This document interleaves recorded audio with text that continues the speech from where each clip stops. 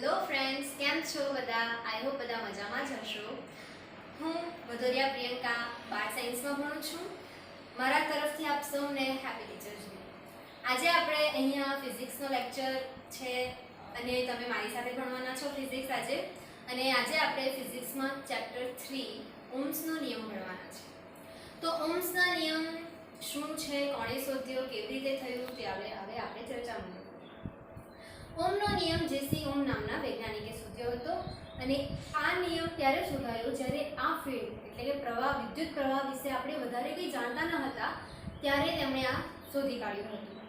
તો ઓહ્મના નિયમમાં આપણે કેવી રીતે આપણે ઓહ્મના નિયમ શીખીશું તો જોઈએ. એક સુવાહક ધારો અને એનું વિદ્યુત સ્થિતિમાન V છે. વિદ્યુત સ્થિતિમાન વિશે તમે બધા જ પરિચિત છો જ, કેમ કે સેકન્ડ ચેપ્ટર આપણે ભણી ગયા છે. તેમાં વિદ્યુત સ્થિતિમાન શું છે એનું ડિટેલમાં આપણે અભ્યાસ કરી ચૂક્યા છે.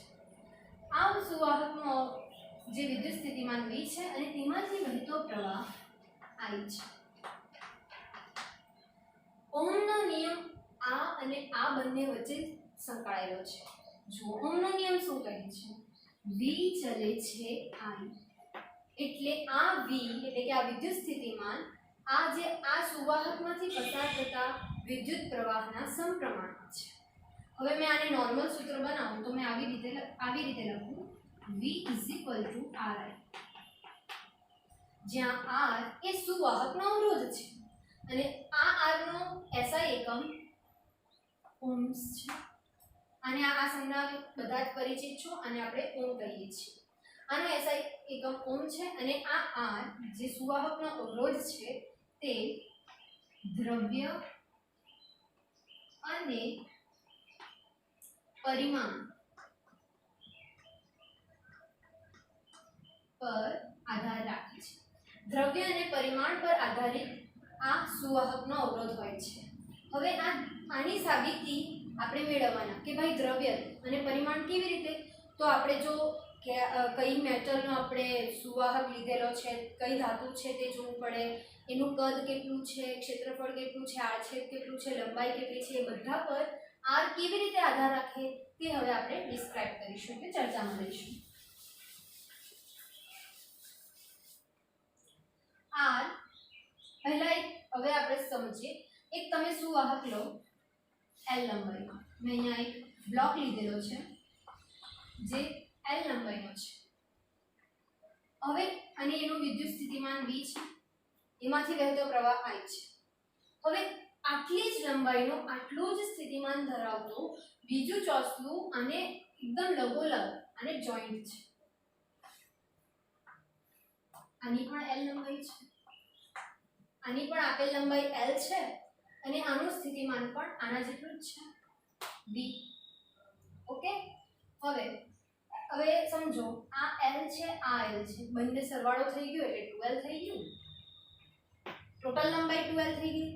સ્થિતિમાન અહીંયા V છે, અહીંયા V છે, ટોટલ 2V. હવે આમાંથી હવે તમને સવાલ થશે કે હવે મેં બે બ્લોક જોઈન્ટ કર્યા તો આમાંથી વહેતો પ્રવાહ જેટલો હતો તેટલો જ આમાંથી વહેશે? તો કે હા, આમાંથી તમે I જેટલો પ્રવાહ પસાર કર્યો તો આમાંથી પણ બીજા ચોસલામાંથી પણ I જેટલો જ પ્રવાહ પસાર થશે. હવે આપણે કોના રિલેટેડ આ બધું જોતા છે? અવરોધ આ. તો હવે શોધીએ કે આમાં અવરોધ કેટલો છે. RC, આને ચોસલું કહીએ તો RC લીધું છે. RC = V/I. આ સૂત્ર નથી. તો હું તમને એક ચર્ચામાં લેવાનું ભૂલી ગઈ કે ઓહ્મનો નિયમ એમ તો બહુ સિમ્પલ છે, V = IR. કોઈમાં કઈ ધારણા નથી મારવાની, બટ તો પણ જો તમને અઘરો લાગતો હોય તો એકદમ સિમ્પલ ટ્રીક છે. તમે સિમ્પલ ટ્રાયેંગલ યાદ રાખો રહેશો તો સમજીએ ટ્રાયેંગલ શું છે.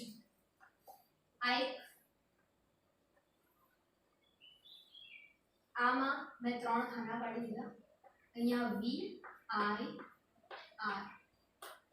હવે તમે વિચાર કરશો ભાઈ આ ટ્રાયેંગલમાંથી મેં ઓહ્મનો નિયમ કેવી રીતના સમજ્યું?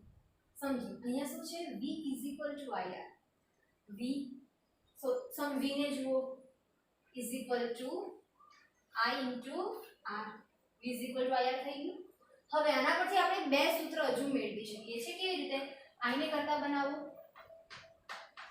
શું બનશે v upon r તો જો આ ટ્રાયેંગલમાં જુઓ i ને કરતા બનાવ્યો શું બન્યું v upon r ઓકે હવે તમે r ને કરતા હવે આમાંથી r ને કરતા બનાવો તો શું બનશે v upon i જે આપણે અહીંયા લખ્યું છે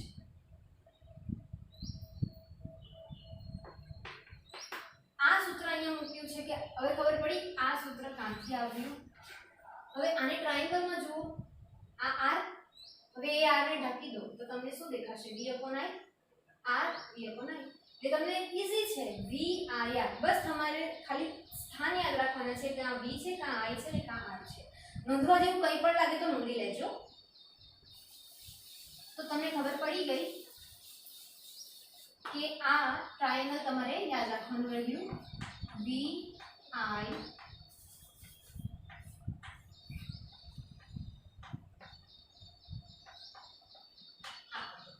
ओके तो તમને ખબર પડી ગઈ r ને કરતા બનાવો rc v upon i હવે આપણે જે પેલા બ્લોક યાદ કરો મેં બે જોઈન કરેલા હતા વિદ્યુત સ્થિતિમાન બંનેનું ટોટલ થઈને 2v થતું હતું તો અહીંયા વિદ્યુત સ્થિતિમાનની કિંમત મૂકી દીધી i અચળ છે i તો એટલો જ રહે છે તો મેં અહીંયા 2v મૂકું okay rc = 2v upon i હવે સમજો પાછું યાદ કરો r is equal to v upon i r is equal to v upon i અહીંયા સમજો v upon i આપેલો છે તો મેં આના is equal to 2r તો શું મળી ગયું મને final answer rc is equal to 2r આનું કન્ક્લુઝન શું નીકળે તો તમે કહેશો r ચલે છે l હા બરાબર છે કે લંબાઈ પર સમપ્રમાણતા અવરોધ એ લંબાઈને સમપ્રમાણ છે એટલે કે તમે લંબાઈ વધારી લંબાઈને ડબલ કરી દીધી તો તમારો અવરોધ પણ ડબલ થઈ ગયો એટલે કે r એ લંબાઈ પર આધાર રાખે છે અને લંબાઈ વધે તો r પણ વધે તેટલા જ પ્રમાણમાં આ ઘટે તો આ પણ ઘટે સમજ પડી ગઈ ઓકે આગળ હવે આપણે બીજો કિસ્સો વિચારીએ કે હવે મેં એક ચોસલું મોટું ચોસલું લીધું l લંબાઈ આની લંબાઈ l છે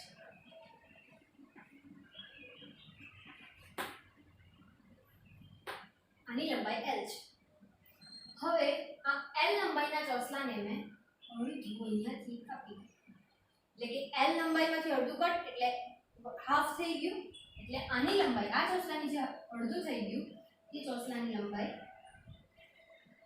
l/2 થઈ ગઈ l/2 થઈ ગઈ હવે આ ચોસલાને જે મેં કાપ્યું તેને મેં એક્ઝેક્ટ આની નીચે મૂકી દઈશ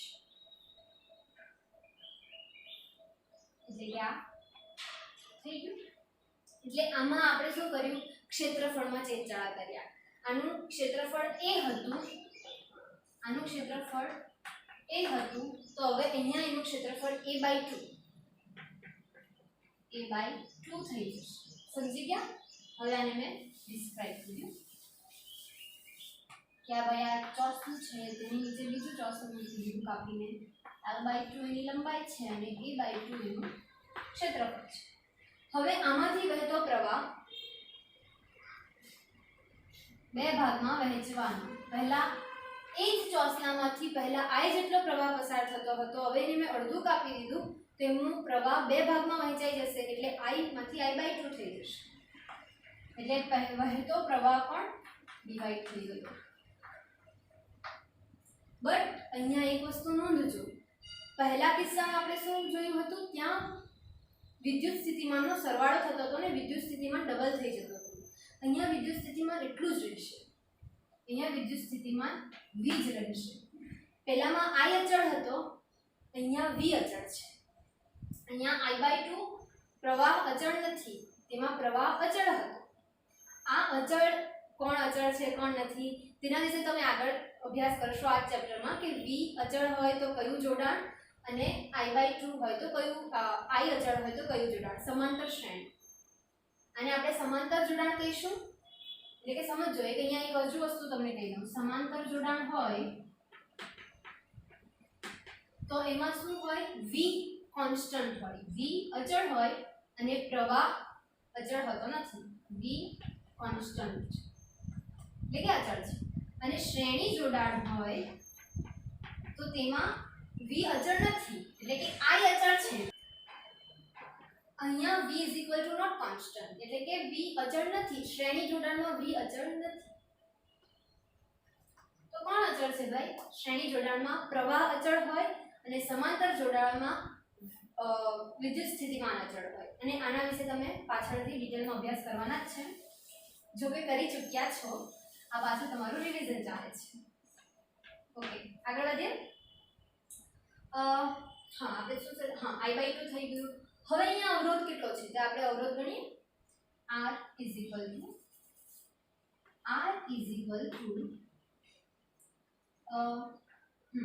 v/i જે સેમ સૂત્ર છે તે જ હવે અહીંયા આપણે i/2 થયો v તો અચળ છે એટલે i આનું અડધું i/2 થયો છેદનો છેદ એ સમજો છેદનો છેદ થાય તો ઉપર જતો રહે સમજો v/i/2 છેદનો છેદ ઉપર જતો રહે તો શું આવશે સેમ એના જેવું જ r 2v/i હવે આના સેમ પહેલા જેવું સૂત્ર આવી ગયું તો સિમ્પલ છે ભાઈ હવે અહીંયા r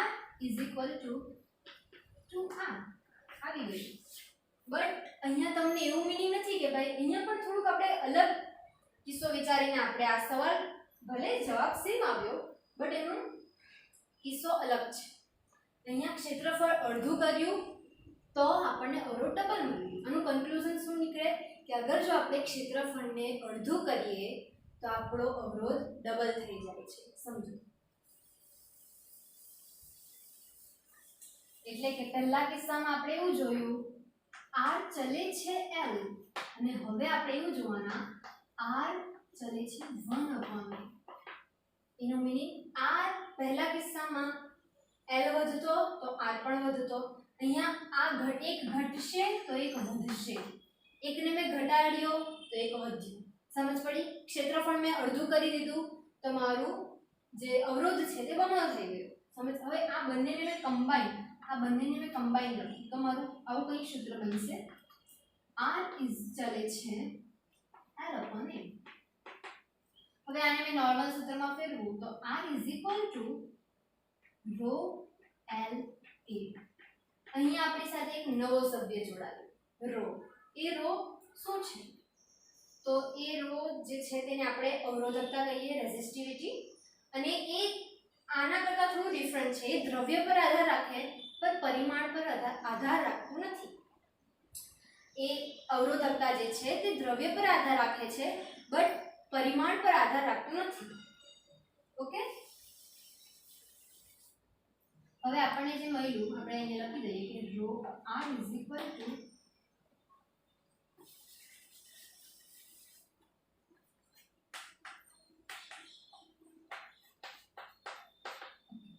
હવે તમે આ એક વસ્તુ નોટિસ કરી આપણે પહેલું સૂત્ર શું હતું આપણે યાદ કરો પહેલું ઓહ્મનો નિયમ v ir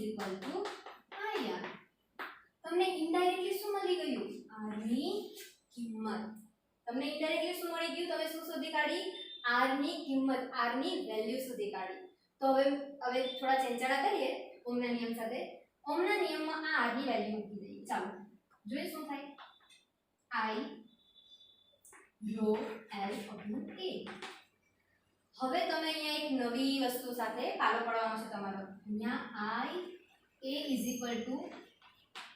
j લખાય i/a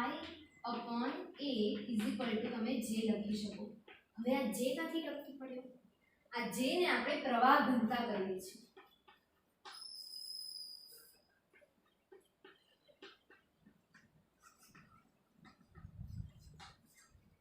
प्रवाह घनता करंट ऑफ प्रवाह घनता डेंसिटी ऑफ करंट હવે આ પ્રવાહ ઘનતાને મારે કેવી રીતે સમજવું? તો સમજો, તમે એક મોટું તમારી પાસે સુવાહક મોટું છે, બટ તમે તેમાંથી એક નાનો આડછેદ લીધો, એક નાનું એક ક્ષેત્રફળ લઈ લીધું, જેનું 1m² છે એટલું તમે એક નાનું ક્ષેત્રફળ લઈ લીધું. હવે તમે એમાં શું નોટિસ કરશો, શું અવલોકન કરશો કે આ ક્ષેત્રફળમાંથી આપેલ વિદ્યુત પ્રવાહનો જથ્થો કેટલો પ્રવાહ પસાર થાય છે આમાંથી, અને એને આપણે પ્રવાહ ઘનતા જે કહીએ છીએ, ડેન્સિટી ઓફ કરંટ કહીએ છીએ.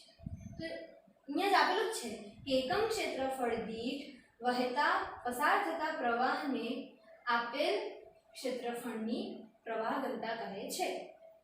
ઓકે, તો આપણે અહીંયા એક I = J લખી શકીએ. તો આપણે આવું લખીએ, આને આપણે લખીએ કે V = J rho L. હવે અહીંયા જે V છે તેના = આપણે EL લખી શકીએ.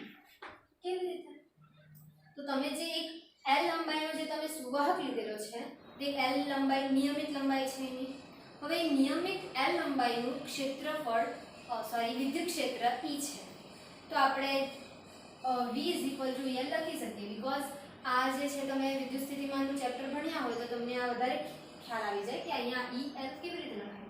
આપણે વિદ્યુત સ્થિતિમાનને E = આવું પણ લખી શકીએ, તો આ આવી જાય. ઓકે, તો આપણે અહીંયા V ની કિંમત મૂકીએ અને આ લખીએ. તો V ની કિંમત મૂકતા EL = J rho L.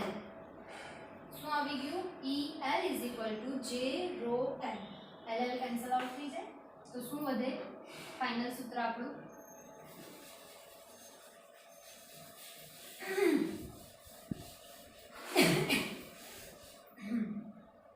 E =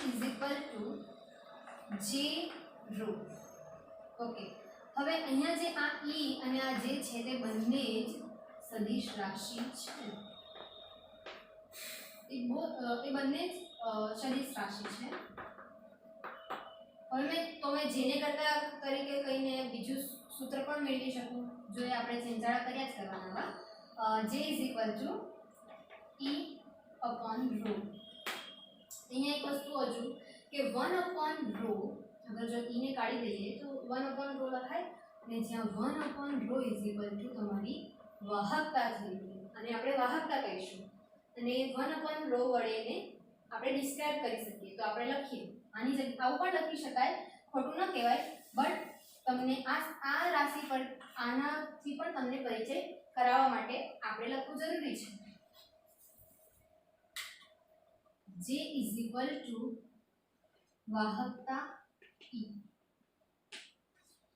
જે આપણું આ થિયરીનું ફાઇનલ સૂત્ર. હોપ તમને મજા આવી હશે, સમજ પણ પડી હશે અને કંઈક નવું જાણવા મળ્યું હશે. તમે મને આટલી શાંતિથી સાંભળી, મારી સાથે ટાઈમ સ્પેન્ડ કર્યો તેની માટે થેન્ક યુ.